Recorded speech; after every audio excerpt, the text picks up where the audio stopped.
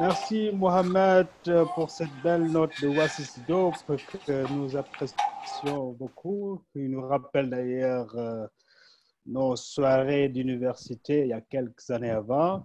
Merci et bonsoir donc à tout le monde. Je vous souhaite la paix, qu'elle soit avec vous, qu'elle demeure en vous, qu'elle vous hante toute la vie.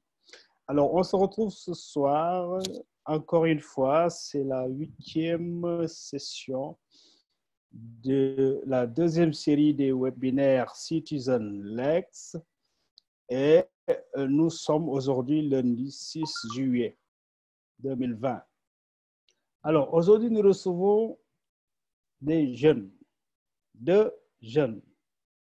Nous recevons aussi des entrepreneurs, deux entrepreneurs. Donc, deux jeunes entrepreneurs, vous avez compris, pour parler d'un secteur ou d'une activité ou d'une dimension de notre vie économique que nous pouvons considérer comme étant un des leviers de l'avenir de nous-mêmes dans notre pays, mais aussi de tout un continent qui se cherche encore sur le plan économique.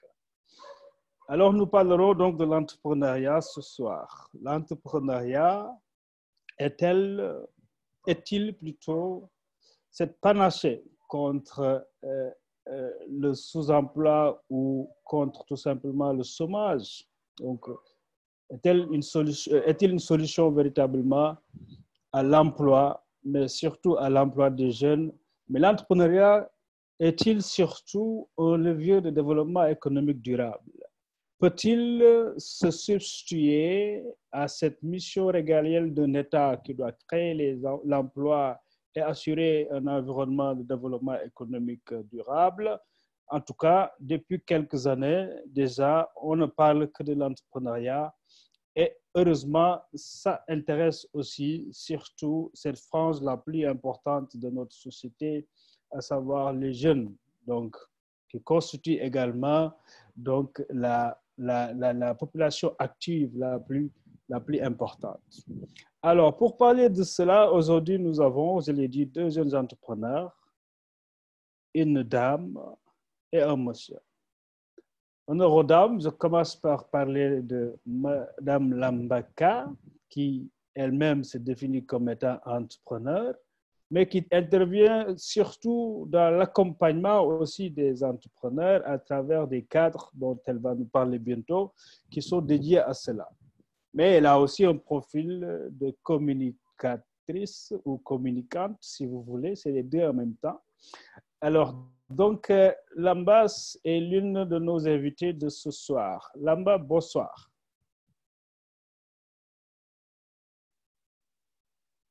Bonsoir Eliman et bonsoir à tout le monde et à toutes les personnes qui nous regardent. Merci beaucoup, Lambaka. Et on va avoir un monsieur aussi qui est connu dans le domaine de l'entrepreneuriat. Pape Bagam, il s'appelle. Pape, bonsoir. Bonsoir Eliman. Merci pour l'invitation et c'est toujours un plaisir d'échanger avec vous et les internets aussi. Alors, je sais que déjà, on vous a choisi, c'est vrai, pas vraiment par hasard, mais je sais que déjà, vous vous êtes déjà croisés tous les deux dans le cadre de vos activités au niveau de l'entrepreneuriat. Je peux parler de Make Sense, je crois, qui est le trait d'union entre vous, ou bien autre chose. Vous êtes aussi des Yali Fellows, je crois, aussi tous les deux. Bref, il y a beaucoup de choses qui vous lient, même si aujourd'hui, vous évoluez séparément, mais toujours dans le même milieu, dans le même secteur. Alors, vous allez devoir nous parler de ce que vous faites. Mais avant cela, bien évidemment, le premier point consistera à parler de l'entrepreneuriat en tant que tel. C'est quoi? Qu'est-ce que ça veut dire? Alors, où est-ce que nous en sommes avec cet entrepreneuriat-là et comment il se positionne dans donc, notre environnement économique au Sénégal comme en Afrique, si vous voulez. Ensuite, dans un deuxième point, nous allons essayer de parler des politiques publiques qui accompagnent l'entrepreneuriat. Pas seulement politique publique, certes, parce qu'il y a aussi d'autres structures d'accompagnement qui ne sont pas publiques, qui œuvrent en tout cas dans la promotion de l'entrepreneuriat. Ensuite, nous allons parler quand même du financement, parce que notre thème, c'est financement et entrepreneuriat. Et donc, le financement de l'entrepreneuriat, parce que l'entreprise, c'est aussi des ressources financières, c'est un capital par lequel on décide de développer des produits qui répondent à des besoins spécifiques. Et donc, on parlera donc également du financement. Bien évidemment, entre les lignes, vous allez nous brosser et puis analyser pour nous permettre de mieux comprendre l'environnement qui organise tout ceci. Mais avant d'entrer dans le sujet du jour, alors je rappelle quand même que c'est des webinaires qui sont co-organisés par l'ex-Africa, JIDER et aussi LEAD Sénégal, donc 3 associations dont moi j'ai le privilège d'être membre. Alors, ce n'est pas tout le monde qu'on a ce privilège-là. Alors, donc, qui organise ces webinaires avec le soutien depuis la session dernière de la Fondation Heinrich Böll Stiftung, qui a tout simplement donc saisi la pertinence de ce que nous faisons pour venir nous accompagner. Donc, nous remercions également la Fondation pour cet accompagnement. Alors, je ne suis pas seul à faire tout ça, bien évidemment. Il y a toute une équipe derrière qui suit et qui travaille. Donc, derrière l'écran, je peux parler de Rokhaya Dieye qui s'occupe de tout ce qui est rédaction dans cette affaire-là et qui donc organise tout ceci avant le soir S. Alors, il y a aussi toute une équipe de jeunes derrière dans la communication. Mahadi, qui aujourd'hui est souffrante, nous prions pour qu'elle se rétablisse assez rapidement. Mme Fanta Diallo également, qui fait un travail extraordinaire, surtout pour le suivi des questions, qui sera aujourd'hui relayé encore une fois par Djainaba Khan. Il y a aussi Abraham Nyassi derrière, et donc Djibi Ndiaye qui fait ces belles choses. Et bien évidemment, Ndeye Absa Nying également qui est dans cette équipe. Alors, donc, la question pour démarrer aujourd'hui n'a rien à voir avec ça, mais il y a un lien indirect. Mais on parle un peu de l'actualité au Sénégal. Alors, moi, je suis un peu frustré, je suis même, si vous voulez dire, un peu en colère, mais je l'ai gardé jusque-là pour moi. Mais comme aujourd'hui, j'ai en face de moi des jeunes, je ne peux pas m'empêcher de vous poser cette question parce que cette attitude que nous observons de certains leaders, entre guillemets, je sais que vous connaissez bien leaders, vous n'allez pas qualifier ces gens-là de leaders, mais en tout cas, des gens qui nous représentent et qui ont des comportements décriés par toute la société, qui sont des comportements anti-valeurs et qui malheureusement occupent l'espace. À savoir donc tous ces audios qui circulent depuis une semaine dans ce pays-là et qui secouent la République au plus haut niveau, mais également des comportements de nos représentants, des ministres.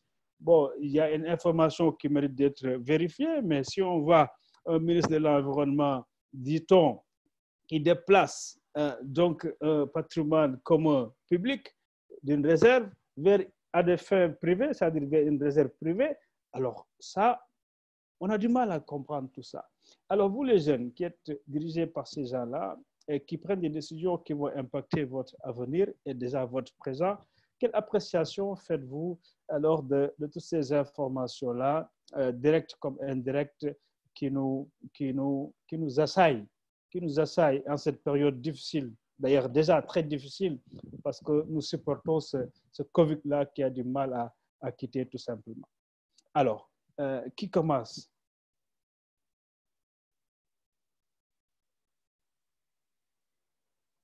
Je commence. Lamba. Ouais. Bon. Alors, moi, je pense que c'est un sujet très important qui doit être mis sur la place publique et sur lequel nous, en tant que jeunes, on doit parler parce que tout simplement, aujourd'hui, je pense que c'est ces genres de contextes qui ont fait qu'aujourd'hui, beaucoup de jeunes Sénégalais se sont carrément désintéressés à tout ce qui est politique dans ce pays parce que ce qu'on voit, c'est des personnes,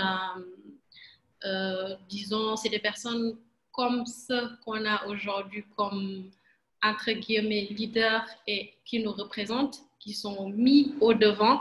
Je pense que c'est des genres de situations qui nous démotivent, nous, en tant que jeunes, parce que déjà, quand on parle de politique sénégalaise depuis 1960, il y a la problématique de l'âge qui se pose, la problématique de l'innovation qui renvoie un peu aujourd'hui à cette thématique d'entrepreneuriat sur laquelle on va débattre. Donc, c'est les mêmes personnes qu'on voit depuis les années 60 qui sont là et qui peut-être ne comprennent pas le changement de génération et de système qui sont aujourd'hui mis devant pour nous diriger en tant que jeunes qui ont peut-être eu à voir et à découvrir de nouveaux contextes dans ce pays et qui ont besoin de nouveaux références auxquelles ils peuvent s'identifier et qui se retrouvent à être dirigés par des personnes comme ça. Donc moi, je pense que c'est vraiment lamentable et c'est vraiment horrible, entre guillemets, de grandir ou bien...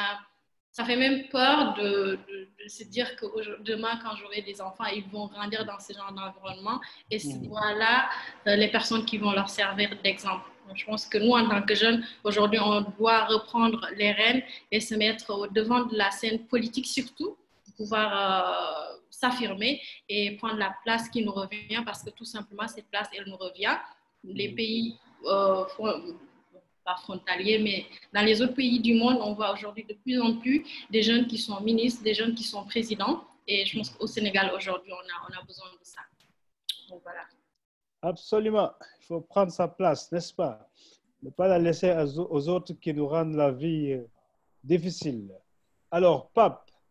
Oui, moi, je crois à faire référence à une maxime de Mandela qui disait qu'en faisant scintiller sa lumière, on donne la possibilité aux autres d'en faire autant. Et c'est très dommage de voir que ceux qui nous dirigent ne le font pas. Ceci dit, ceci pose un problème pour moi, c'est l'engagement des jeunes dans la politique. C'est que quand ceux qui vous dirigent n'arrivent pas à le faire comme on le veut, comme on doit le faire correctement, il faut s'engager et puis ne pas laisser la place aux autres pour pouvoir être là où les décisions se prennent et donner l'exemple. Et je pense que cette question devrait nous interpeller. Et je suis très désolé que des choses comme ça se passent au niveau de la place publique pour des hauts responsables de ce pays. C'est assez dommage quand même, mais ça nous interpelle en tant que jeunes, en tant qu'aussi communauté, en tant que des jeunes porteurs, en fait, comme on dit, du legs, et au-delà de se dire, OK, on peut nous aussi, on doit s'engager pour que les choses changent dans le sens positif. Absolument. Donc, je suis content de voir que les jeunes que vous êtes avaient compris cela et donc, au-delà de l'indignation, avaient commencé déjà à identifier des solutions, des voies d'action à prendre pour tout simplement éviter que votre présent, tout comme votre avenir et celui de vos enfants soit compromis définitivement. Alors, merci en tout cas pour cela. Moi, ça me rassure un peu, ça me permet de sortir un peu de cette colère, n'est-ce pas, qui m'habite depuis quelques jours. Alors, maintenant, on va entrer dans cela. Une des solutions, d'ailleurs, qui nous permettent de sortir de cette situation-là, donc l'entrepreneuriat. Alors, quand on parle d'entrepreneuriat, Pape Bagam, de quoi parlons-nous exactement et comment on peut toucher du doigt l'entrepreneuriat dans le contexte sénégalais et africain? Oui, alors, quand on parle d'entrepreneuriat, on parle initialement de donner des opportunités aux populations d'entreprendre, des opportunités économiques, que ce soit comment aujourd'hui j'arrive à donner plus d'opportunités à des gens pour qu'en face d'une situation qui puisse transformer cette situation en opportunité économique et en faire carrément en vivre et le développer. Globalement, c'est ça. Maintenant, quand on regarde globalement en Afrique, nos pays, on fait face à deux choses. La première chose, c'est qu'on a une population très jeune. L'âge moyen en Afrique, c'est 19 ans. On est actuellement, on avoisine actuellement 1,2 milliard, 1,216 milliard selon les derniers chiffres. Et en 2030, on va avoisiner les 1,3 milliard de personnes avec un âge moyen de 19 ans. Ça veut dire quoi? Ça veut dire que ces gens-là, il faut les préparer, il faut leur donner des opportunités pour qu'ils puissent entreprendre. Il faut non seulement les accompagner et les former techniquement, mais il faut ouvrir des secteurs pour les permettre en fait, d'avoir de s'employer eux-mêmes. On fait face aussi à un autre phénomène qui est quoi? Un phénomène qui voit qu'aujourd'hui, la capacité d'absorption de la fonction publique et du privé réunis dans nos pays est très faible. Et on dit chaque année, quand on prend le Sénégal, il y a des milliers de diplômés qui sortent, qui arrivent sur le marché de l'emploi, qui n'arrivent pas, et sur ces milliers-là, moins de 10% arrivent à trouver un premier emploi. On ne parle même pas de premier emploi, mais on parle de stage. Donc, face à cette situation, depuis ces 10 dernières années, les politiques en termes de politique publique, que ce soit propre au Sénégal ou dans les autres pays, c'est de se dire comment aujourd'hui former, accompagner et donner des opportunités à ces jeunes-là pour leur permettre d'entreprendre dans les secteurs qu'ils souhaitent et mettre en place des mécanismes pour les accompagner, pour développer en fait un tissu de start-up, entre guillemets, mais d'activités génératrices de revenus à la base. Après, on parlera de start-up ou de PME, PMI, mais pour leur permettre, dans un premier temps, de développer des activités génératrices de revenus et d'avoir de quoi s'employer et d'avoir en fait des revenus pour pouvoir survivre et faire vivre leur famille. Donc, globalement, c'est ça qui a poussé ces 10 dernières années, en fait, nos gouvernements à travailler, à mettre en place des politiques publiques pour accompagner cette dynamique, sachant qu'aujourd'hui, le public, que ce soit la fonction publique, que ce soit la privée, ne peut pas absorber cette demande. La seule chose qu'on peut faire, c'est de créer des brèches sur des secteurs, de mettre en place des mécanismes pour les permettre d'entreprendre, de développer des activités génératrices de revenus. Donc, c'est pour ça qu'il y a eu cet engouement ces 10 dernières années. On est passé avant, en fait, de petits programmes. Aujourd'hui, on est passé sur des programmes quinquennales, décennales, avec 3 volets. Un premier volet, pré-accompagnement, un deuxième volet, financement, garantie et financement, et un troisième volet, suivi post-financement. Voilà, globalement, quand on fait une photographie de l'entrepreneuriat au Sénégal, mais en Afrique, voilà globalement la situation. Donc aujourd'hui, on n'est pas encore arrivé au moment où on se dit on est content de comment ça se passe, mais quand même, les jalons commencent à être posés et qu'il y a plusieurs initiatives qui, aujourd'hui, de part et d'autre, sont développées pour répondre à cette demande-là, cette forte demande, d'autant plus que même ceux qui sortent aujourd'hui de la formation professionnelle n'arrivent pas à trouver un emploi. Ces gens-là, il faut les accompagner à entreprendre, à créer leur propre activité génératrice de revenus. Bien. Alors, vous avez utilisé des concepts, bon, on connaît, mais les startups, etc., certainement, on va y revenir sur ça. Mais je passe la main à Lamba avec quelques questions. C'est-à-dire que quand on parle d'entrepreneuriat, j'ai comme l'impression qu'on parle que de l'insertion des jeunes diplômés. Alors que nous avons traditionnellement tous ces artisans, comment dirais-je, les commerçants, etc., tout ce qui constitue ce qu'on appelle aujourd'hui le secteur non formel ou informel, mais en réalité qui, depuis, n'ont connu que ça, que leur propre activité économique pour exister. Alors, est-ce que l'entrepreneuriat, c'est de mode aujourd'hui, mais est-ce que c'est quelque chose de nouveau vraiment? Ou bien, quelle est la différence entre l'entrepreneuriat dont vous parlez aujourd'hui et que vous essayez d'accompagner et ces activités économiques qui existent depuis des lustres, bien évidemment, dans nos sociétés?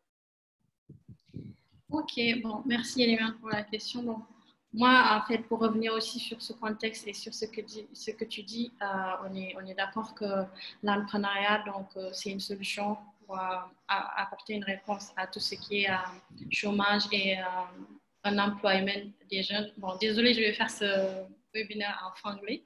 Donc, du coup, en fait, c'est une solution après un poulard aussi. Hein. Il n'y a pas de souci.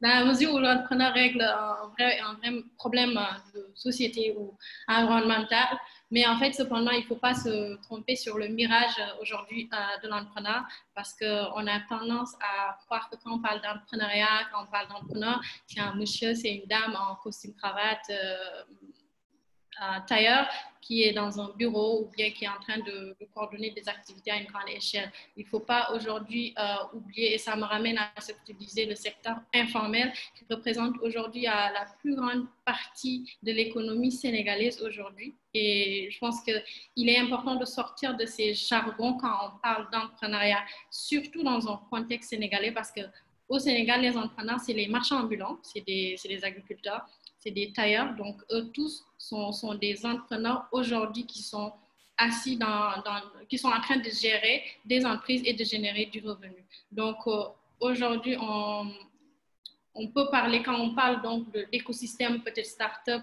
au Sénégal, c'est là peut-être qu'on va aller voir ces jeunes diplômés, ces entreprises qui sont bien organisées et bien structurées, mais il faut faire très attention parce que le secteur informel, je pense qu'aujourd'hui, il est là depuis, comme on dit, au début des temps, je ne sais pas comment ça se dit. Et donc, c'est un secteur, mais qui est très, très important et qui représente une partie importante de ce qui est entrepreneuriat aujourd'hui au Sénégal. Maintenant, peut-être la question qu'il faut se poser ou bien la chose qu'il faudra se dire, c'est comment est-ce que nous, on va faire pour pouvoir essayer de formaliser ce secteur ou bien d'apporter cette touche d'innovation que nous, en tant que jeunes, on a aujourd'hui pour pouvoir recadrer un peu plus ce secteur parce que je pense que si on l'exclut de l'entrepreneuriat et de l'économie sénégalaise, mais on peut tous aller dormir parce qu'il est un maillon, mais très, très important de cette économie. Donc, juste pour répondre à cette question, il faut dire que l'entrepreneuriat est au Sénégal ou bien en Afrique, mais depuis le début, parce que si on compte le nombre d'entrepreneurs au Sénégal, on sait que c'est important. Oui, est-ce que maintenant, à partir de là, je reste avec vous, est-ce qu'à partir de là, on peut dire que, voilà, que nous avons des entrepreneurs ici? Est-ce que, parce que c'est des skills, hein? C'est des capacités, c'est aussi un mindset, n'est-ce pas? Alors, est-ce qu'on peut dire que nous avons, compte tenu de notre contexte sociologique, etc., est-ce que nous avons des entrepreneurs? Oui. Alors, donc, oui, Lamba, vas-y, je vais venir vers toi, Pape. Oui. OK. Bon, en fait, il faut aussi comprendre que l'entrepreneuriat, c'est une vocation. Donc, ce n'est pas quelque chose que tu viens faire du jour au lendemain. Et c'est ce qui explique ce que je disais tout à l'heure, qu'aujourd'hui, on a besoin, nous, d'essayer d'apporter un minimum de cadrage de ce secteur informel. Parce que, quoi qu'on puisse dire, un entrepreneur, il a besoin de ce que Pape aime bien dire, les soft skills, les hard skills, donc des capacités, mais également d'une vision bien claire et bien définie. Et pour avoir ça en tant qu'entrepreneur, il faut pouvoir s'inscrire dans une dynamique d'apprenti pour acquérir déjà ces compétences et pouvoir les utiliser à bon escient dans ce qu'on fait en tant que projet et entreprise. C'est des entrepreneurs ce qu'on appelle, en fait, en général, on dit en Afrique ou au Sénégal, on a ce qu'on appelle les entrepreneurs de survie et les entrepreneurs par vocation. Donc, au Sénégal, on compte beaucoup plus d'entrepreneurs de survie parce que c'est des entrepreneurs qui font des activités pour apporter la dépense quotidienne à la maison. C'est des femmes, bon, surtout les femmes aujourd'hui, elles font beaucoup d'entrepreneuriat informel parce que tout simplement, elles sont dans la survie de leur famille pour pouvoir le soir apporter quelque chose à manger à leurs enfants. Maintenant, on a ce qu'on appelle les entrepreneurs par vocation. C'est des personnes qui utilisent une opportunité pour créer un business. Et aujourd'hui, on a ce qu'on appelle l'entrepreneuriat social. C'est des personnes qui identifient un problème ou bien un challenge dans la société pour pouvoir apporter une réponse. Et cette réponse va constituer le critère principal de leur business qui va générer un revenu. Donc, du coup, il faudra peut-être essayer de faire la balance entre ces deux sortes d'entrepreneuriat qui existent au Sénégal. Pape? Okay. Donc, Pape, elle dit qu'il y en a qui sont entrepreneurs par nécessité, n'est-ce pas? Mais maman, j'allais te poser la même question, mais en te disant, est-ce qu'on est entrepreneur ou on le devient? On ne naît pas, on le devient au fil du temps. On le devient. Généralement, quand on le prend naturellement, traditionnellement, quand on prend les entreprises, le secteur agricole par exemple, ou le secteur du commerce, souvent on le devient parce que le papa ou la famille, quelqu'un a commencé cette activité, te l'a transmis et puis après, de fil en aiguille, ça passe. Mais on le devient. On le devient, on saisit une opportunité, on développe cette opportunité, on développe les compétences, on connaît les rouages de ce secteur et de fil en aiguille, l'activité se structure et on agrandit son activité. C'est comme ça que ça se passe. Mais on n'est pas entrepreneur, on le devient. Ça, c'est quelque chose que je tenais à dire. Revenons maintenant sur le secteur informel. J'aime pas le secteur informel. On les catégorise, on dit informel, mais sachant que moi, je dis qu'ils sont entre guillemets, dans leur mode de manière de faire, dans leur mode d'organisation, c'est des gens qui sont super organisés. Parce qu'ils savent quel produit vendre, à quel moment. Ils savent en interne qui va leur donner ce produit-là. Ils savent combien ils ont sur ce produit-là et ils savent combien ils doivent reverser à celui qui leur a donné ça. Quand on prend le modèle Ball, vous allez à Paco Lambaye, c'est des gens qui savent vendre. Tout ce qu'on apprend dans les théories, en théorie dans les écoles de commerce, de management, ils l'appliquent. Sauf qu'ils ne sont pas formalisés, entre guillemets. Ils ne sont pas formalisés, ils ne tiennent pas de comptabilité, ils n'ont pas une existence juridique et ils ne payent pas la plupart des impôts. C'est pourquoi on leur dit informel. Mais à la base, c'est des activités, c'est des entreprises. Et c'est une manne financière. Aujourd'hui, c'est 41% de notre PIB qui proviennent de ce secteur-là. 41%. C'est 48,8% d'emplois quand on prend le total des emplois des 440 000 unités économiques. Je prends quand on dit 444 000 unités économiques, c'est les grandes entreprises, c'est les capitaines d'industrie, c'est les PME, PMI, c'est les startups et c'est le secteur informel. Sur ces 444 000 unités économiques que le Sénégal détient, 41% de notre PIB provient du secteur qu'on classifie informel, avec 48% d'emplois directs. Donc, pour moi, c'est un secteur qui est très important et qui a son pesant d'or et qu'on retrouve particulièrement dans les secteurs tertiaires et secondaires. Tertiaire, agriculture, pêche, élevage. Secondaire, avec tout ce qui est activité de commerce et services. Donc, c'est un secteur très important. Moi, je vois que toute notre économie, d'ailleurs, provient de ce secteur-là. Si on fait fi de ça, on fait fausse route. Ce qui se passe, c'est que les entreprises formalisées, souvent, c'est de l'investissement direct étranger.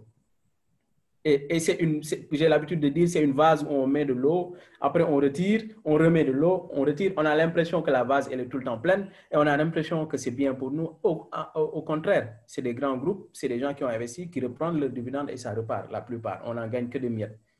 Si, par contre, on organisait notre secteur informel, on donnait plus d'opportunités à nos champions, on arriverait à stimuler positivement l'économie locale. Excellent. Alors, ça, on va y revenir certainement parce que tout à l'heure, on ne peut pas se quitter sans que vous ne partagiez des recommandations et dégager des pistes vraiment pour mieux faire dans l'avenir. Alors, on est déjà à la demi et je voulais demander, je pense qu'il y a beaucoup de personnes qui nous suivent, alors pas seulement sur Zoom, mais surtout sur les réseaux sociaux, Facebook, etc. Alors, je voulais demander à Fanta ou Djeneba, je crois que c'est Fanta qui est déjà là, qui nous revient certainement en forme parce qu'on avait sa nostalgie là. Fanta, est-ce qu'il y a déjà des questions à partager directement avec nos intervenants?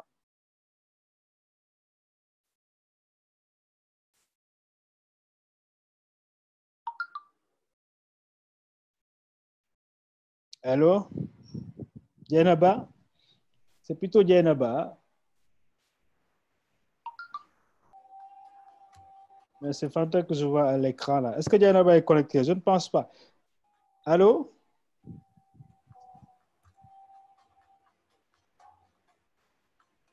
Alors, on va progresser le temps que Djeneba soit avec nous parce que je vois bien Fanta en ligne, mais je ne vois pas Djeneba. Alors, donc, on va entamer le deuxième point. Alors, ce deuxième point-là, il concerne les politiques publiques et les pratiques et initiatives d'accompagnement de l'entrepreneuriat. Alors, on vous demandera de les apprécier. Si vous pouvez déjà en faire une typologie, en donner quelques exemples qui existent, vous qui êtes au quotidien dans le secteur.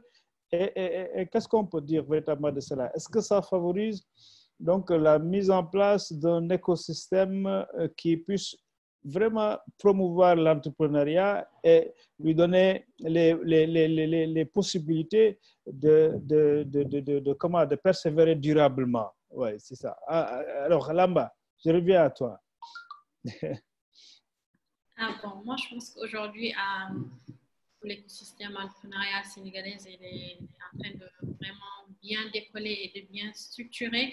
Et si on parle de politique publique, on ne peut pas ne pas citer la DEA, qui est la délégation à l'entrepreneuriat rapide, qui est aujourd'hui, je pense, un outil que le gouvernement sénégalais quand même a mis à la disposition de cet écosystème-là pour essayer d'apporter une réponse financière, je dirais, pour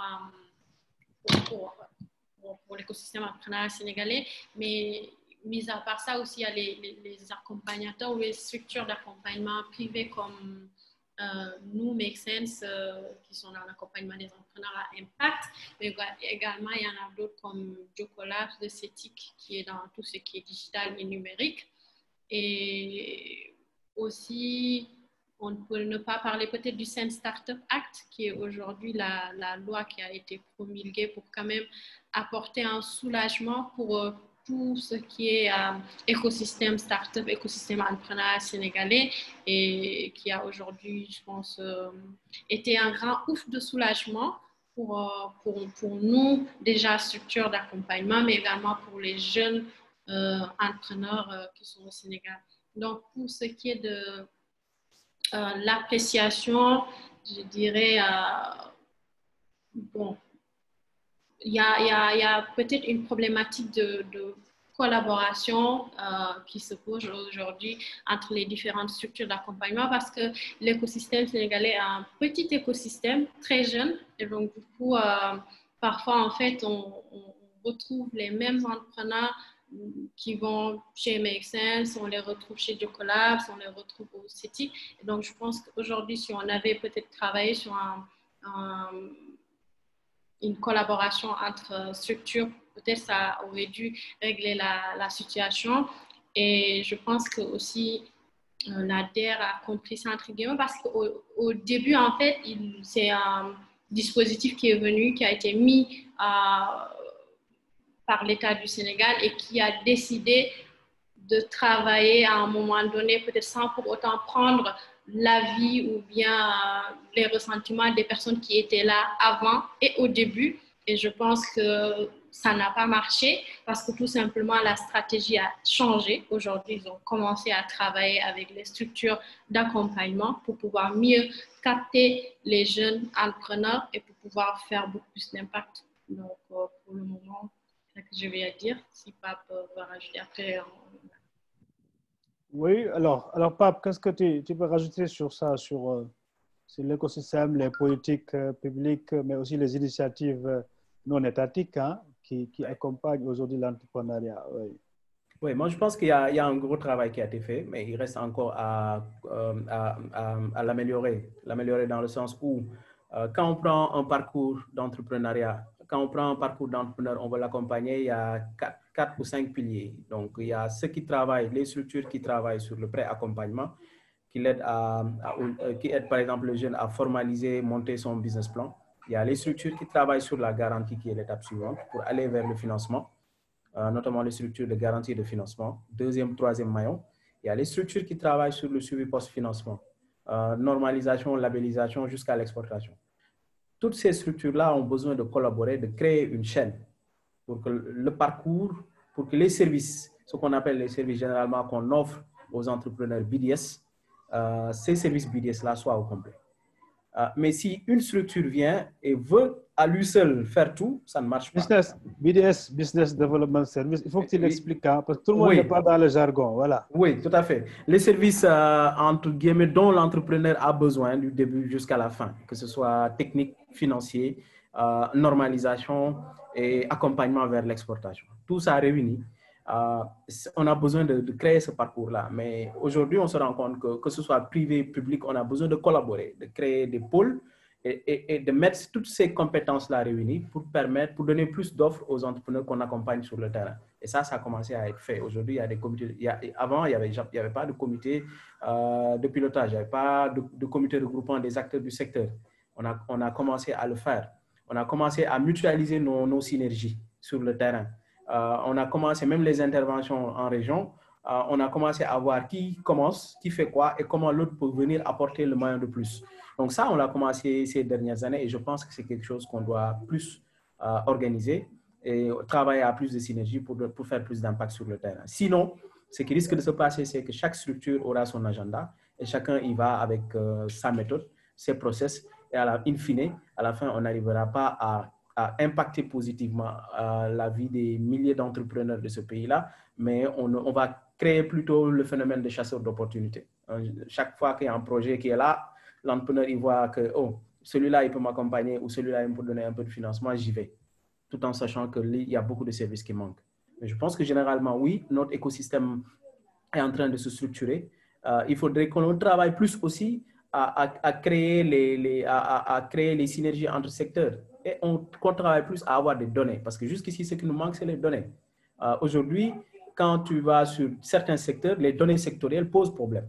Alors que toutes les prévisions qu'on devrait faire économiques sur l'investissement doivent reposer sur ces données-là. On a un gros problème de données sectorielles et ça, c'est un gros challenge pour les acteurs. Mais je pense que oui, les services de base, que ce soit pré-accompagnement, que ce soit garantie financement, que ce soit suivi post-accompagnement, que ce soit normalisation, que ce soit l'exportation, aujourd'hui, on a des structures qui travaillent là-dessus et qui accompagnent des entrepreneurs.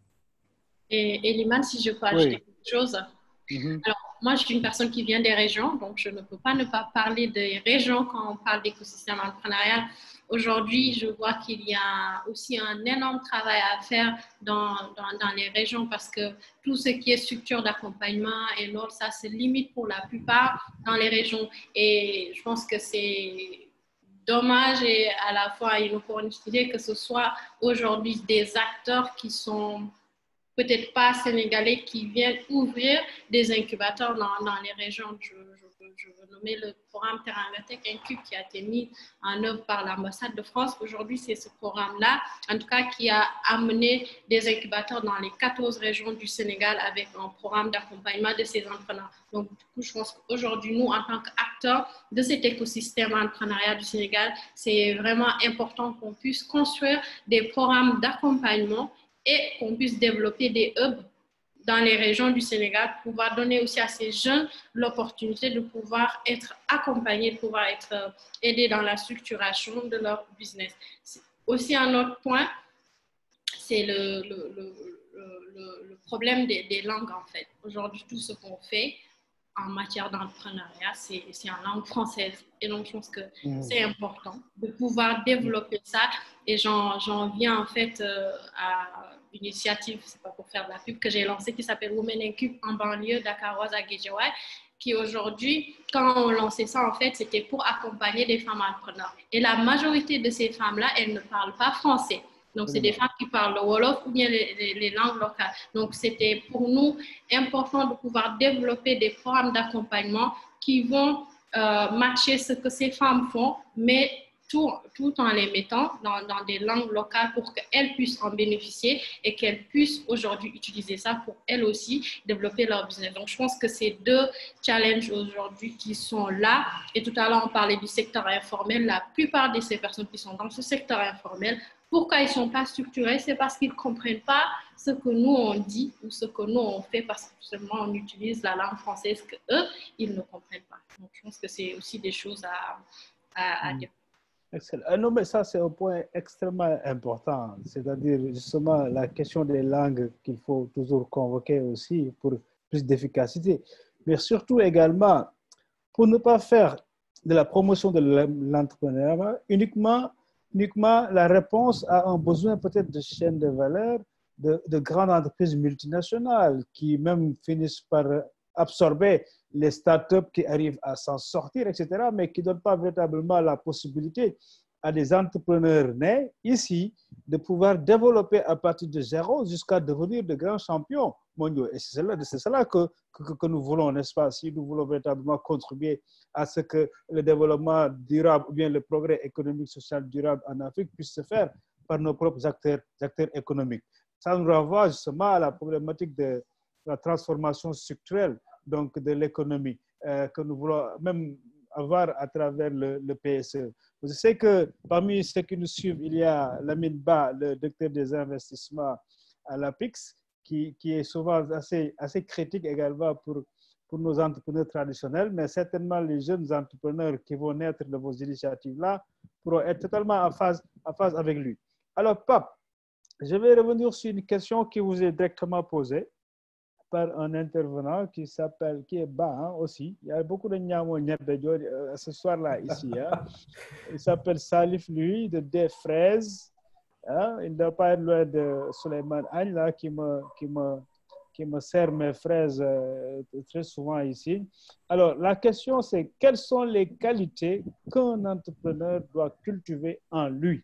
Alors, ça revient un peu aux questions des skills et tout ça là, Tout à fait. soft skills, etc. Oui. Oui, la première, c'est la confiance en soi. D'abord, est très, très, très importante. Après la confiance en soi, la passion. Si vous choisissez d'entreprendre dans un secteur, entreprenez dans un domaine que vous aimez. Ça aide beaucoup, la passion. Et après la passion, le courage d'affronter des moments très difficiles. Des moments, tout début est difficile. Et ceux qui entreprennent le savent. Il faut être prêt. Moi, j'ai l'habitude de dire aux entrepreneurs, il faut être prêt à tout perdre pour le projet. Il faut être prêt qu'on vous taxe de fou, parfois. Et il faut être même prêt que des membres dans votre entourage, de la famille, les gens vous lâchent. Mais vous y tenez parce que vous croyez à votre projet et que vous dites que je peux réussir dans ça. Ça, c'est une des qualités. Après, la résilience. Il faut être résilient et ne pas être pressé. Ceux qui réussissent, ce sont ceux qui ont échoué plusieurs fois et qui, eux, ont su résister et qui ont su repartir à zéro pour dire, OK, j'ai appris de l'échec de cette première tentative que j'ai fait, ça n'a pas marché, mais je sais encore. Donc, il faut être résilient. Donc, après, maintenant, il y a les autres qualités, hein, l'envie d'apprendre, l'envie de connaître davantage son secteur, l'envie d'aller de l'avant. Ça, c'est des qualités qui vont venir, c'est des éléments qui vont venir. Au fil du temps, on développe des compétences, on développe une appétence pour le secteur, on va le connaître, on connaîtra les rouages et on sait dénicher des opportunités pour développer son projet. Mais la première des choses, la confiance en soi, le courage, la résilience et la passion par rapport au secteur dans lequel on entreprend. Oui, alors, j'ai deux questions que j'ai posées à Lamba en même temps parce qu'elles se recoupent un peu. La première vous dit que, alors, comment casser le mythe de l'entrepreneur Gorgorou, c'est certainement de survie dont vous parlez tout à l'heure, pour le mettre dans un contexte post-Covid? Comment casser le mythe de l'entrepreneur Gorgorou pour le mettre dans un contexte post-Covid? Je ne sais pas trop si tu comprends bien ce qu'il veut dire. Moi, j'ai du mal. Mais l'autre question qui va avec, c'est quelle est la bonne approche pour pousser les entrepreneurs de survie à se formaliser? Cette question est de Néné Harley.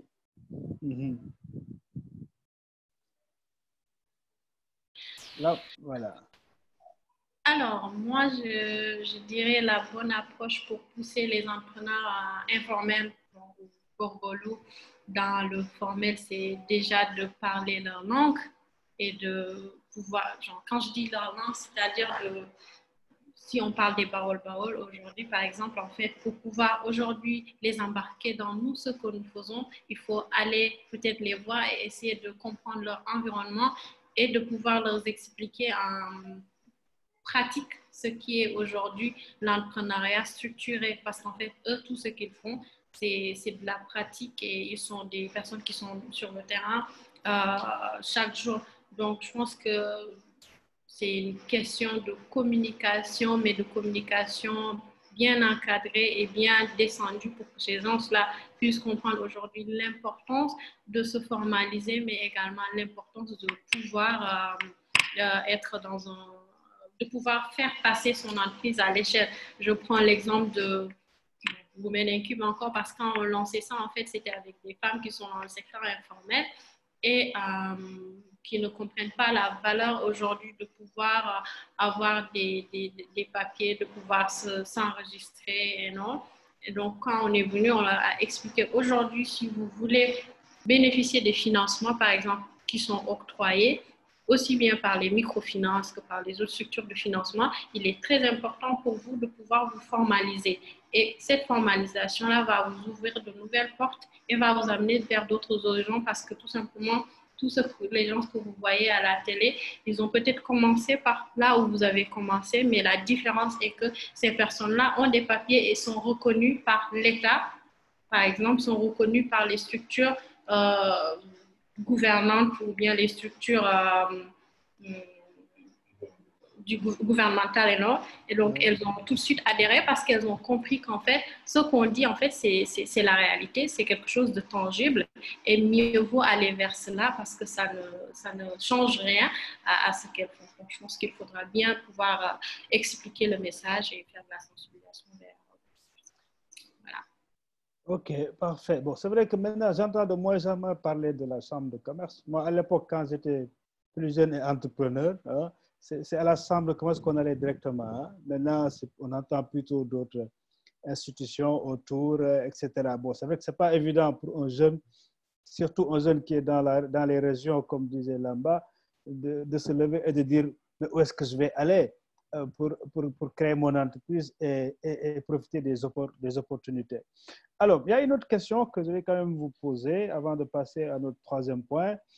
Lui, c'est un monsieur qui est souvent sur le terrain et qui travaille beaucoup aujourd'hui pour favoriser un peu donc, les entreprises locales dans ce qu'on appelle le local content dans le secteur minier. Il s'appelle Moussa Mbaye. Et il dit, a-t-on aussi fait une enquête de vulnérabilité des entrepreneurs à la COVID et détecté les résiliences développées par nos entrepreneurs? Est-ce que vous êtes au courant de ce travail-là? Est-ce que pendant le COVID, il y a eu véritablement on s'est intéressé à la vulnérabilité des entrepreneurs pour les aider à développer leur résilience? Est-ce que vous êtes au courant de ça? Oui, Pape? Oui, il y a une enquête économique sur les impacts au niveau des entrepreneurs qui est en train d'être faite et qui a commencé d'ailleurs avec les services déconcentrés, notamment les ARD, coordonnés dans chaque région par les ARD, il y a la PIX et il y a la préfecture. Donc, il y a une enquête de terrain et tous les acteurs qui travaillent dans chaque région, que ce soit privé, public, sont impliqués. Et on est en train de remonter, de collecter, de voir en fait jusqu'à quel niveau l'impact est arrivé chez les entrepreneurs que nous accompagnons à travers les différentes initiatives. Ça, c'est en cours. On est au courant. Maintenant, il nous faut terminer, je pense, ce travail-là pour maintenant voir, en fait, comme il dit, les modes de résilience qui ont été développés pour pouvoir documenter tout cela. Parce que je pense que ça peut servir de capitalisation. Et ça peut servir aussi d'orientation sur les secteurs sur lesquels, peut-être, dans la phase après Covid, sur les secteurs sur lesquels on devrait investir. Et ce qu'on a appris, en fait, les apprentissages qu'on a eus durant cette crise par rapport aux différents secteurs et comment on devrait rebondir durant la phase post-Covid. Je pense que ça, c'est quelque chose qui est en train d'être fait. Après, toujours est-il qu'aussi les organisations qui sont sur le terrain, chacun de son côté essaie de développer un plan d'accompagnement spécifique durant cette crise vis-à-vis de ces entrepreneurs. Et sur ces plans d'accompagnement-là, on essaie de voir quels sont les stratagèmes à mettre en place pour aider les entrepreneurs durant cette phase à faire face. Donc ça, c'est quelque chose qu'on est en train de faire sur le terrain. Oui, alors je vais sur cette même question voir aussi là-bas et l'enrober un peu. C'est-à-dire pendant cette COVID, justement, on a vu qu'il y a quand même eu des entreprises, des startups surtout qui s'en ont vraiment tiré, quoi. Surtout ceux qui sont dans les livraisons, etc., mais aussi dans les TIC de façon générale. Mais est-ce qu'il n'y a pas de startups pour qui le COVID a aussi signé leur arrêt de mort? Le micro, là-bas. Alors, mais énormément. Aujourd'hui, il y a eu beaucoup de startups qui sont morts à cause du Covid. Et parce que je pense tout simplement que certains d'entre eux n'ont pas été peut-être préparés. Et cette question de résilience dont on a parlé tout à l'heure, parce qu'aujourd'hui, le Covid nous a montré qu'un entrepreneur doit être en mesure de s'adapter et de préparer en fait ces genres de crises, parce que il nous a aussi montré la force du digital, parce que tout simplement ces webinaires-là, ils en témoignent quelque chose, parce que les entreprises comme Zoom, par exemple, ils ont explosé durant le Covid à cause du télétravail, mais oui, énormément qui sont morts à cause de ce virus. Des restaurants, par exemple, les hôtels, surtout le secteur touristique aujourd'hui. Beaucoup d'entreprises dans le secteur du tourisme ont été tuées par le virus. et certains fournisseurs agricoles et non. Donc, c'est des personnes qui ont été carrément impactées et qui ont ressenti le virus à plein fouet. D'accord. Bien, alors, je ne sais pas, fort hasardeusement, les questions qui suivent là que je reçois parlent justement de notre troisième point, le financement. Alors, je vais partir des questions pour évoquer la problématique du financement. Voilà, on est à 8 minutes de 21 heures. Bon, vous comprenez qu'on va un peu déborder de 21 heures dans cette partie en français. Alors, toujours Nene Hari qui évoque la question, Nene Harley, sorry, qui évoque la question de la trésorerie dans les entreprises, qui, selon elle, est l'une des principales causes de faillite des startups.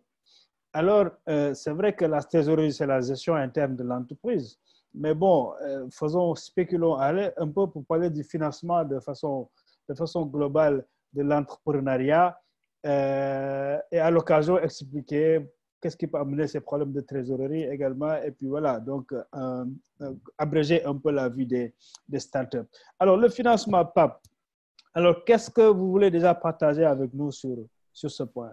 Oui, il faut retenir qu'il y a différents mécanismes de financement. Le premier, c'est le mécanisme classique qui est le crédit, où tu vas vers l'institution de microfinance ou globalement l'institution financière où tu déposes un dossier que tu le défends pour avoir un crédit.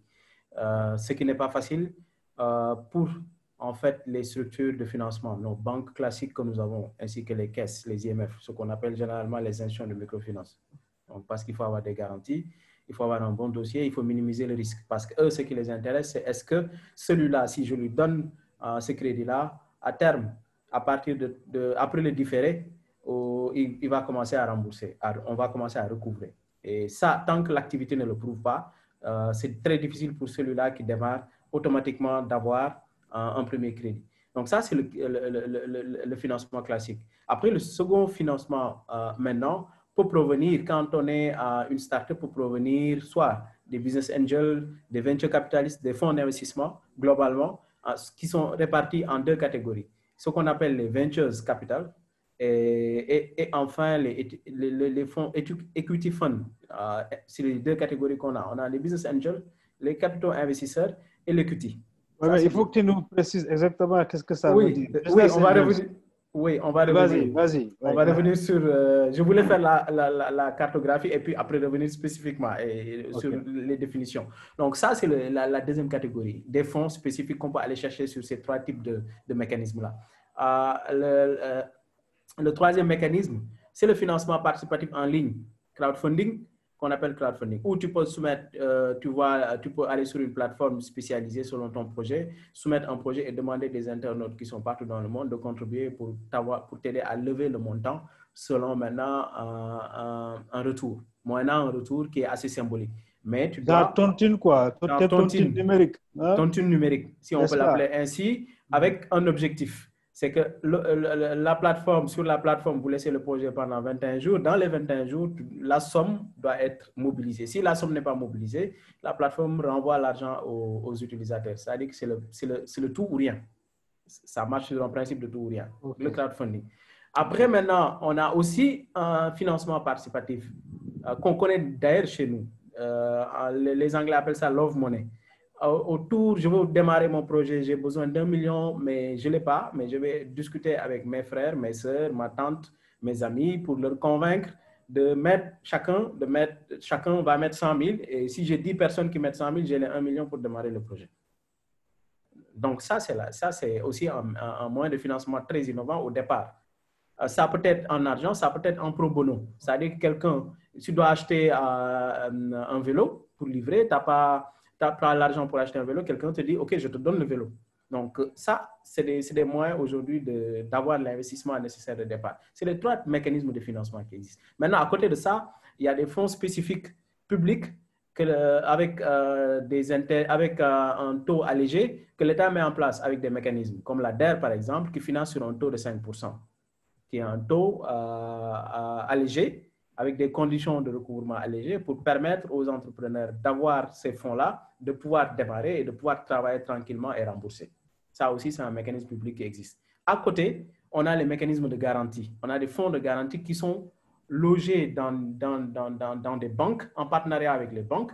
Et quand la structure, tu déposes, le jeune vient avec son dossier, il dépose son dossier, on voit que le dossier est bon, la structure dit à la banque, OK, ce projet-là, je le garantis, je me porte garant. Vous pouvez le financer. Au cas où il ne rembourse pas, il y aura des difficultés de remboursement, vous prenez sur le fonds de garantie pour recouvrir votre argent. Ça existe. Donc, globalement, c'est ces 4 piliers qui existent sur les mécanismes de financement. Le financement classique avec des intérêts assez élevés, où il faut de l'actif, où le projet doit être bon, bancable, où il faut présenter des garanties à la banque pour qu'il vous donne de l'argent sur un taux, avec un calendrier de remboursement bien défini. Les deuxièmes types de financement maintenant, c'est plus pour les startups, c'est les business angels. Le premier, business angels, c'est des gens, c'est pas des mécènes, mais c'est des gens qui voient un projet, à qui le projet les intéresse, ils décident de mettre de l'argent. Ils décident de mettre de l'investissement. Les gens des affaires, quoi. C'est des gens, n'est-ce pas? Oui, c'est des gens, c'est des hommes d'affaires. Parfois, ça peut être des particuliers qui voient le projet et qui disent, bon, le projet les séduit, ils pensent que ce projet a un potentiel. Ils se disent, OK, tu as besoin de 10 millions, 20 millions, 30 millions. Moi, je mets les 40 millions pour que tu démarres le projet. On les appelle des business angels. À côté, on a 2 autres mécanismes de financement, ce qu'on appelle les capitaux risqueurs. Eux, ou venture, en anglais, ils disent venture capital. C'est des capitaux risqueurs. Eux, ils sont intéressés par, en fait, des startups, généralement des startups, globalement des entreprises qui ont un produit, qui ont testé le produit. Le produit marche sur le niveau du marché et le produit a un potentiel aujourd'hui. Quand, par exemple, ce produit est testé et vendu, ce produit peut être vendu aux 14 millions de Sénégalais, rapidement. Alors qu'en faisant cette analyse, ils vont voir qu'aujourd'hui, la startup a besoin, par exemple, de 100 millions pour mettre ce produit en place et le vendre aux Sénégalais et qu'il ne l'a pas, ils décident de mettre de l'argent. Ils décident de mettre dedans, de mettre les 100 millions. Mais s'ils mettent les 100 millions, ils ont un contrôle. C'est-à-dire que la startup, l'entrepreneur ne devient plus autonome dans les modes de gestion. Ils ont un droit de regard sur comment l'entreprise va fonctionner. Jusqu'à ce qu'ils recouvrent leurs 100 millions, en ce moment-là, ils peuvent décider de sortir du capital, de céder et de sortir et de laisser l'entreprise continuer. Ça, c'est les capitaux risqueurs. Le deuxième type de mécanisme. Maintenant, on a l'equity. Troisième type de financement, equity, les fonds equity. Alors, les fonds equity, c'est des capitaux risqueurs aussi, mais un peu plus corsés. Ils sont intéressés par des startups. Et ils sont intéressés par les pépites. Et sur 100 startups, ils vont voir quelle est la startup qui a le plus de potentiel à essaimer rapidement sur un marché dans un temps très court. Et ils décident de mettre de l'argent ils décident d'investir sur la startup, mais en prenant en compte, en reprenant la gestion et en mettant en place des procédures, des procédés assez coercitifs. Donc, voici les différents types de mécanismes de financement qu'on a. On a les crédits, on a les business angels, on a les capitaux risqueurs et on a l'equity. Et enfin, on a maintenant le financement participatif avec le crowdfunding en ligne ou bien la love money autour de son entourage. Voici les types de financement aujourd'hui qui existent. Je ne sais pas, Lamba, si tu veux revenir sur... Oui, avec Lamba, on va essayer d'aller en profondeur, de questionner ces types de financement, lesquels marchent le plus, sont plus adaptés à notre contexte, n'est-ce pas? Et aussi, ce que Pape n'a pas dit, et je vais vous demander de vous intéresser à cela, Lamba, mais l'autofinancement aussi, n'est-ce pas? L'entrepreneur peut se financer lui-même aussi. Hein? Quels sont les chiffres là-dedans? Quelles sont les proportions de réussir avec son argent? Parce que je me rappelle, moi, mon professeur de finance me disait que c'est toujours mieux de travailler avec l'argent des autres, hein, n'est-ce pas? Merci, Eliman. Donc, aujourd'hui, ce qui marche, ce qui ne marche pas, peut-être revenir un peu sur les différentes structures de financement que Pape a citées. Moi, je pense qu'au Sénégal, on s'intéresse aussi aux mutuelles, de microfinance qui sont aujourd'hui des secteurs très important du financement de l'entrepreneuriat au Sénégal parce que, j'en reviens, on parle de l'entrepreneuriat informel, pas structuré. Et aujourd'hui, la microfinance, elle est importante dans un écosystème entrepreneuriat comme le Sénégal parce qu'en fait, elle facilite l'accès au financement à ces entrepreneurs-là qui n'ont pas toutes ces garanties aujourd'hui qu'une banque, elle demande. Parce que pour ce qui est de la microfinance, une caution morale suffit pour pouvoir avoir un financement dans ces genres de structures de financement. Maintenant, la limite reste aussi peut-être le taux qui est assez élevé quand même, le taux d'intérêt qui est assez élevé lors du remboursement. Donc, je pense que c'est un des secteurs qui marche aujourd'hui au Sénégal.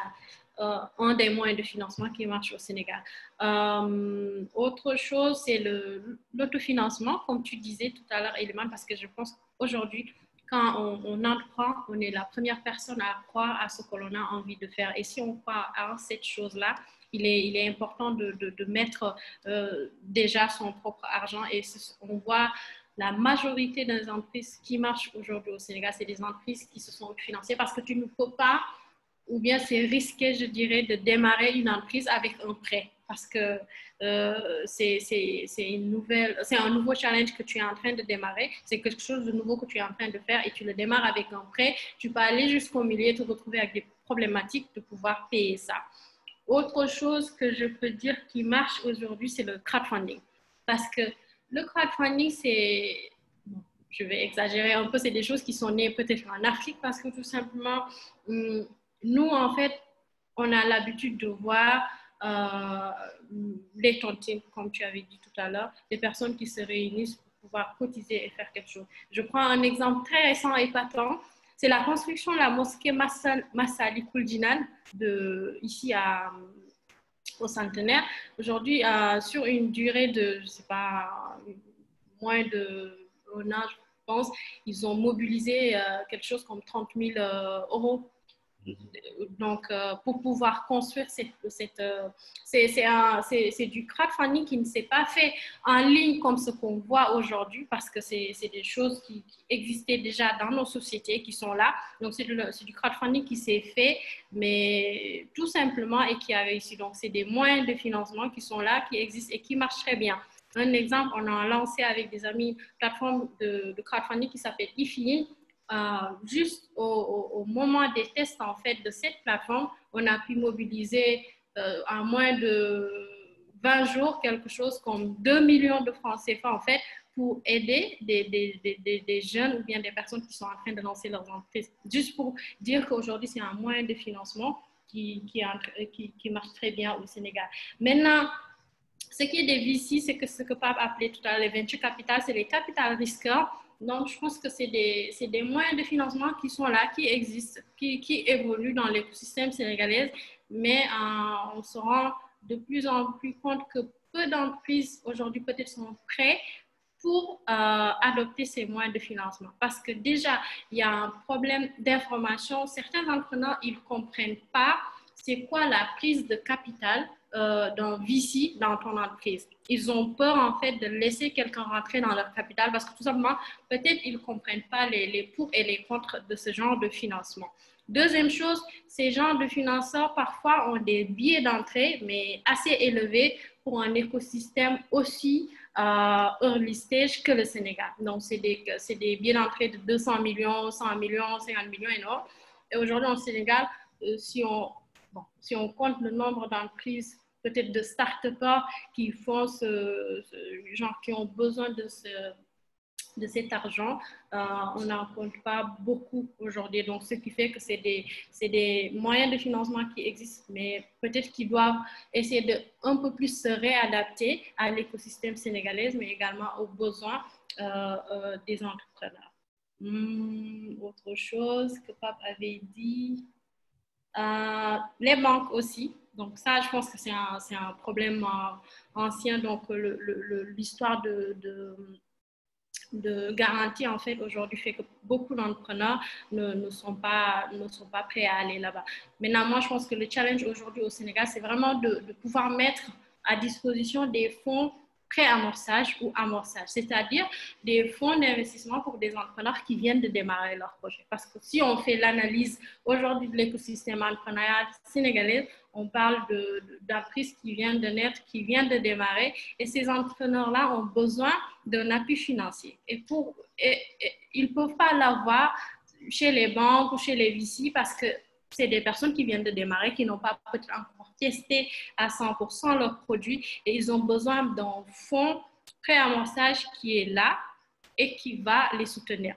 Autre chose peut-être que je vais lancer, c'est aussi un fonds d'investissement pour les entrepreneurs à impact. Aujourd'hui, chez Make Sense, on est en train de développer un fonds d'investissement qui ne va financer que les entrepreneurs qui sont dans l'impact. Et je pense que c'est aussi des genres de fonds dont on a besoin de mettre sur pied au Sénégal pour pouvoir un peu élargir et développer tout ce qui est écosystème entrepreneurial et financement au Sénégal. Voilà. Alors, merci. Moi, je vais insister quand même avant de sortir du point sur quelles sont les opportunités et les facteurs encourageants pour que des financements solidaires et socialement ancrés, donc, c'est même une répétition en le disant comme ça, mais puissent quand même soutenir l'entrepreneuriat chez nous. Moi, je vois par exemple toutes ces bonnes femmes qui sont très entreprenantes, qui sont tout le temps à la tâche, jour et nuit, et qui commencent aussi à s'organiser, à se cotiser un peu, à constituer quelques fonds, un capital.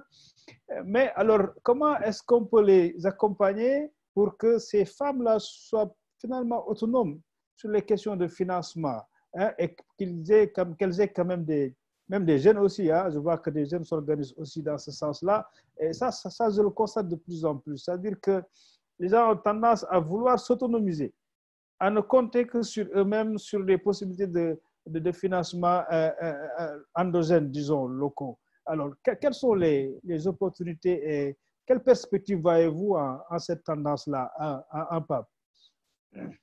Oui, je pense que ça existe, et c'est quelque chose qu'il faut développer plus, notamment les mutuelles, notamment les tontines. Quand vous allez dans le Nord, vous allez voir les GIE de coopératives qui ont des caisses et qui, sur les caisses, ont mis en place un système de rotation qui permet de financer, par exemple, les campagnes des agriculteurs à tour de rôle. Je pense que c'est des éléments qu'il faudrait prendre en compte. Maintenant, les modéliser pour pouvoir proposer peut-être un circuit de financement qui va coller à ces réalités-là. Parce que jusqu'ici, les circuits de financement que nous avons, c'est des circuits de financement classiques. C'est-à-dire que c'est des fonds provenant des institutions avec un mécanisme en place, avec un taux. Il faut souscrire un dossier, il faut payer les frais de dossier. Il faut après venir faire l'entretien avec les gestionnaires de crédit qui t'accordent le crédit selon des échéances et des intérêts à rembourser. Ça, c'est vraiment très classique. Maintenant, si on s'adapte un peu à ce qui se fait en termes de financement solidaire, en termes de rotation, à les accompagner selon ce modus operandi-là, traditionnellement, ça peut marcher. Et je pense qu'aujourd'hui, il y a des mutuelles, il y a des caisses, ce qu'on appelle les caisses d'épargne et de crédit. Et il y a des cercles aussi dans les zones les plus reculées, notamment dans le nord, dans le sud et dans le centre, surtout pour les femmes, les cercles qui leur permet de gérer une petite caisse, de cotiser, de renflouer cette caisse et de refinancer les activités des membres selon des périodes. Donc ça, je pense qu'aujourd'hui, en termes de financement solidaire, il y a un gros travail à faire dans ce sens-là. Et aujourd'hui, il y a de plus en plus de caisses populaires qui s'imprègnent de ces réalités, qui essaient de mettre en place ces mécanismes en place. Mais les contraintes, c'est que souvent, c'est peu formalisé. Je pense qu'il faut réfléchir sur le modèle de comment formaliser cela et l'amener un peu plus loin.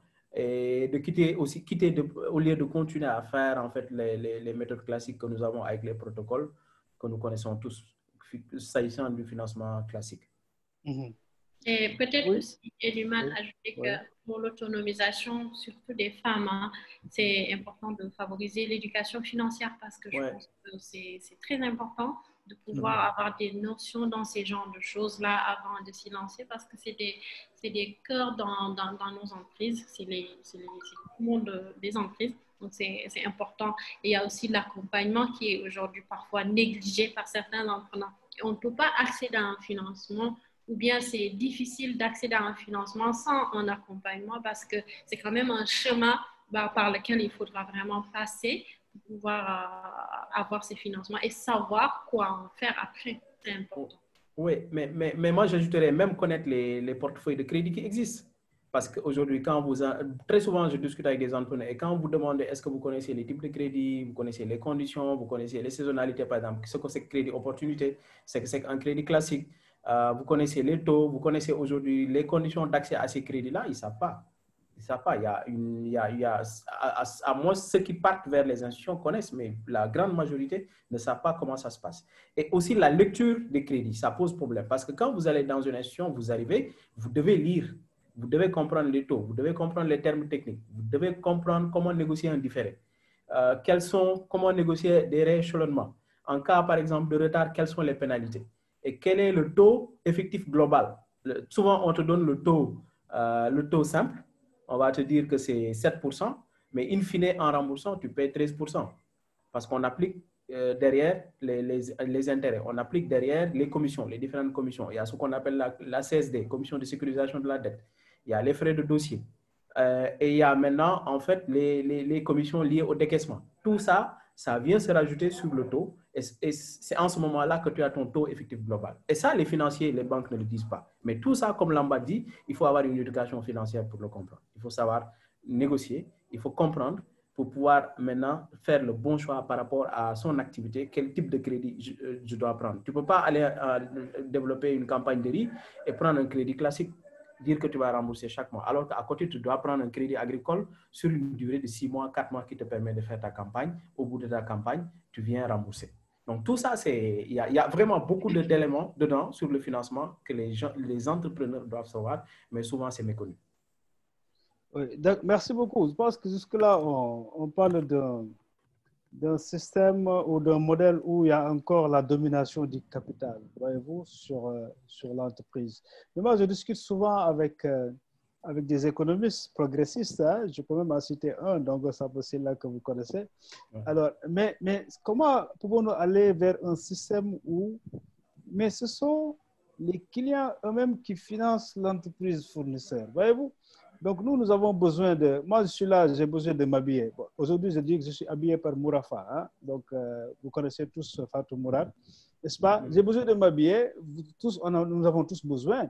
Mais pourquoi nous-mêmes, nous ne nous organisons pas pour que le prix pour acheter ces produits-là soit le financement même de l'entreprise qui doit nous fournir, en fait, le produit dont nous voulons. Ce qui peut empêcher à cette entreprise d'aller s'endetter, etc. Et ensuite d'avoir des problèmes, etc. Oui, qu'est-ce que vous pensez de cette idée? Est-ce que c'est possible de creuser cela et d'arriver vers un système alternatif, en fait, de financement entre nous-mêmes, ce qui crée, en fait, un cercle vertueux, donc, du cycle de financement dont vous parliez tout à l'heure? Tout à fait. Dans l'agriculture, par exemple, c'est un modèle qu'on a pensé et qu'on a eu à tester dans le Nord, le contract farming. Ça revient à ce que vous dites. On va aller voir les entreprises, on leur dit, écoutez, vous avez besoin, vous achetez combien, par exemple, en intrants, en riz, en légumes, etc. Ils vont nous dire un montant X. On nous dit, OK, nous, derrière, on peut trouver des agriculteurs qui ont des terres, qui ont les compétences. Vous nous donnez ce montant et on s'assure derrière que ces agriculteurs-là auront les éléments pour produire et vous livrer ça. Excellent. Excellent. Je pense que ça, là, voilà oui. Il faut une brèche qu'il faut élargir, n'est-ce pas? Hein? Oui, ça, c'est des pistes. Par contre, ça repose sur, en fait, un cahier de charge qu'il faut respecter de la part des entrepreneurs. Ça repose sur des délais et surtout la confiance que, oui, l'argent qu'on a investi, qu'on a préfinancé, à terme, on aura les produits souhaités et dans les délais et dans les conditions que nous voulons. Ouais. C'est un peu les clauses contractuelles de ce modèle-là qu'il faut juste mettre en place ou stabiliser, mais c'est quelque chose aujourd'hui qui est possible, d'autant plus qu'aujourd'hui le besoin il est là. J'ai lisé un rapport de la BAD il y a quelques jours et c'est rien que le sucre, le riz et l'huile, on importe à peu près 250 millions de dollars US par an en Afrique, alors qu'on a 60% des terres arabes. Exactement. Et la conclusion, c'était oui, pourquoi on va continuer à importer 250 milliards USD alors qu'on a 60% des terres arabes pour nous-mêmes, donner ça à nos jeunes pour produire ce riz-là, cette huile-là et ce sucre-là. Absolument. Et valoriser ce foncier-là. Et valoriser ce foncier. Voilà, absolument. Ne pas le donner n'importe comment à des capitalistes. Maintenant ça nécessite une réorganisation structurelle, comme tu aimes le dire, Eliman. Il faut oser casser ce schéma prédéfini classique et aller dans ça. Il faut oser. Ouais. Et je pense que c'est ça. Et vous avez ce qu'il faut pour oser l'avenir, n'est-ce pas, Pape? Tu sais de quoi je parle. Toi qui es Sankara et qui entretient son héritage. Alors, oui, Lamba, qu'est-ce que tu voulais dire sur ce point-là, sur cette perspective un peu progressiste quand même de financement sur lesquelles on devrait quand même davantage s'intéresser? Oui, moi je pense que c'est des perspectives qui sont là et qui vont vite se développer, important. Et je pense qu'aussi ça rejoint les dispositifs comme le crowdfunding et la tontine traditionnelle qui sont aujourd'hui connus au Sénégal et qui marchent très bien. Donc, il ne faut pas aller chercher loin. C'est ici, c'est présent. Donc, il faudra essayer de voir comment moderniser ça et de pouvoir avancer avec.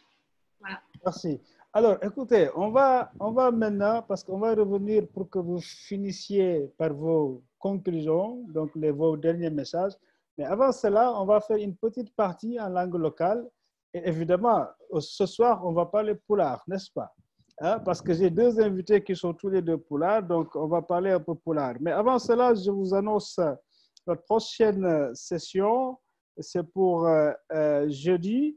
On va recevoir Monsieur Alioune Badara Pey, qui est le secrétaire exécutif adjoint de l'ITIE, et Monsieur le docteur Ousmane Sissé, qui fut directeur des mines et donc et de la géologie. Et donc, vous avez deviné qu'on va parler de la gestion des ressources naturelles au Sénégal. Et voilà, donc ça, ce sera pour jeudi prochain. Alors, jonnon jokkiten yewtere nde he ɗemgal men he kalla men he in Pulaar ko woni konngol mon e Pulaar baba o an aɗa wawi fuddade an ñaamo ñebbe o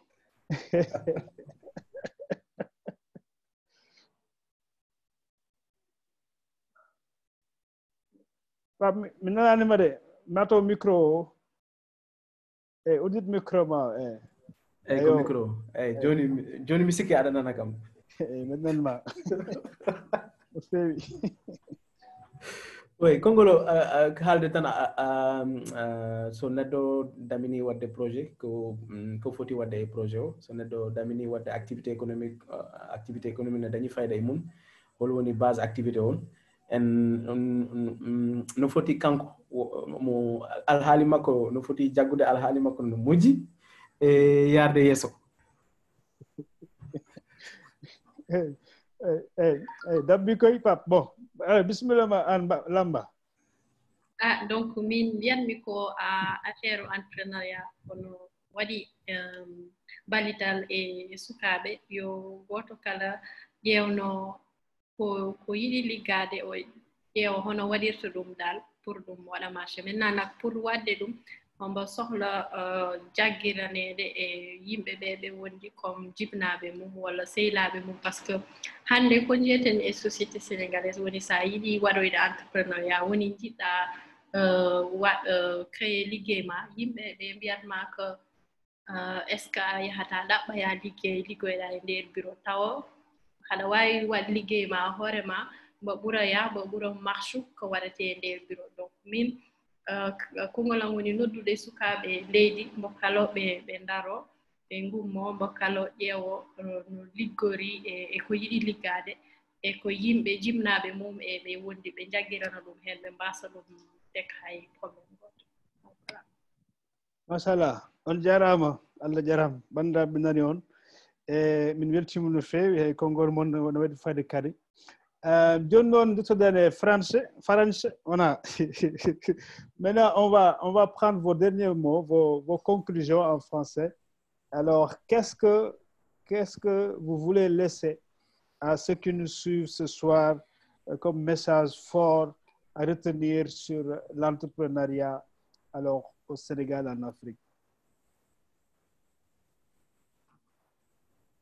Pape, tu peux commencer, comme ça on va donner l'honneur à la dame de finir. Hein? Oui, mon message c'est juste d'y croire à l'endroit de la jeunesse sénégalaise, mais africaine plutôt, d'y croire et de ne pas baisser les bras et de se dire que c'est possible de réussir ici.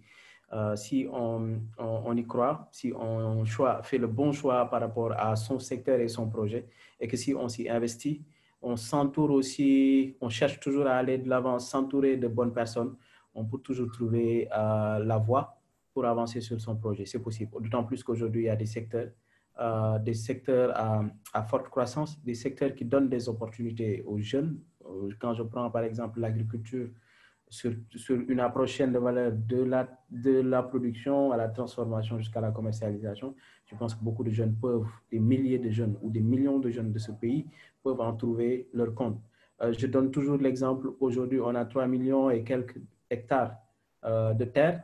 Et ces 3 millions et quelques hectares de terre qui sont cultivables, emblavables, où il y a de l'eau à côté, on peine à même à valoriser la moitié. Donc aujourd'hui, les jeunes qui veulent entreprendre sur ces maillons-là, que ce soit la production, la transformation, la commercialisation peuvent réussir.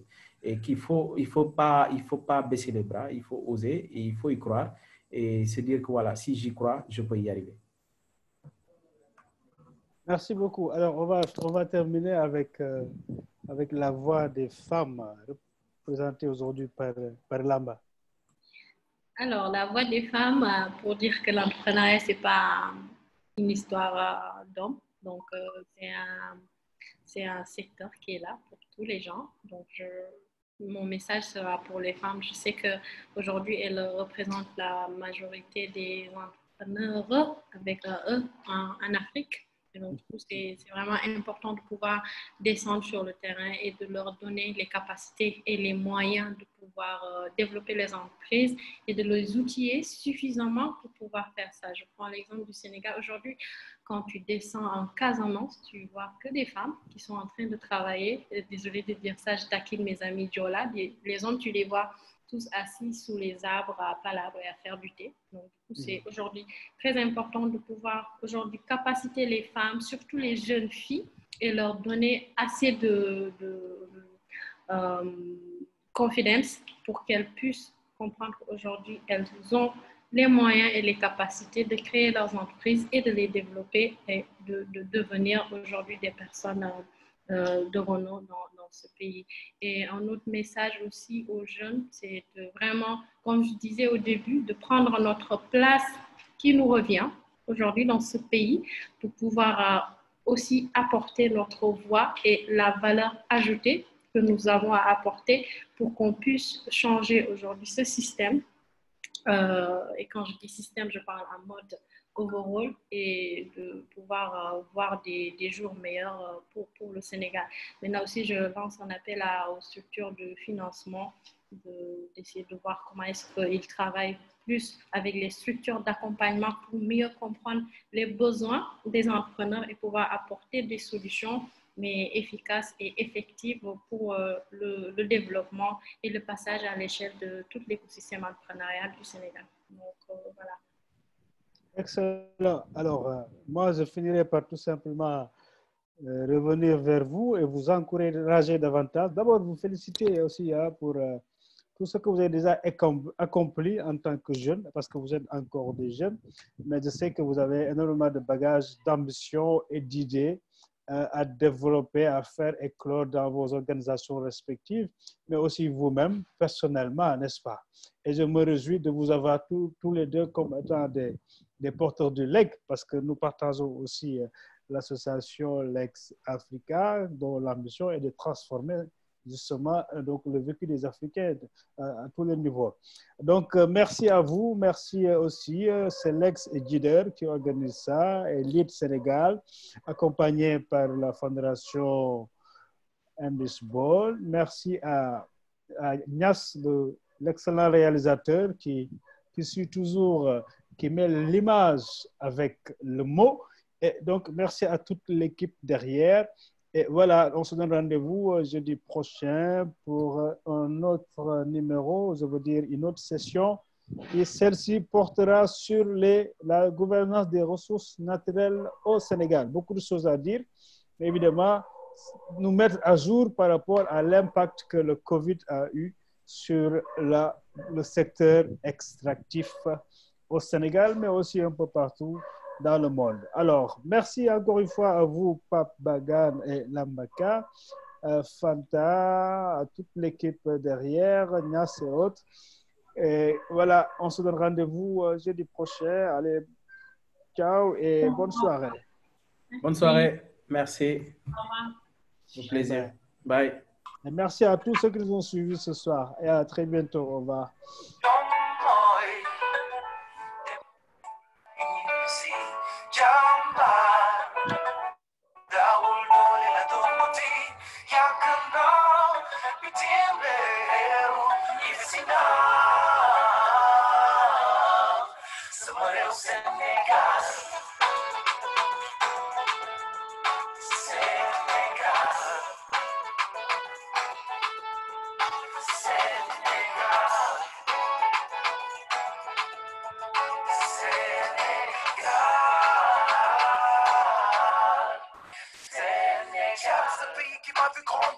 Cette terre qui a vu mes premières larmes et mes fous rires a besoin d'un crayon pour dessiner les sourires. Tel des rayons de soleil pour t'accueillir le CFA par le fort à travers et à tort. En passant pour le transport et quoi encore.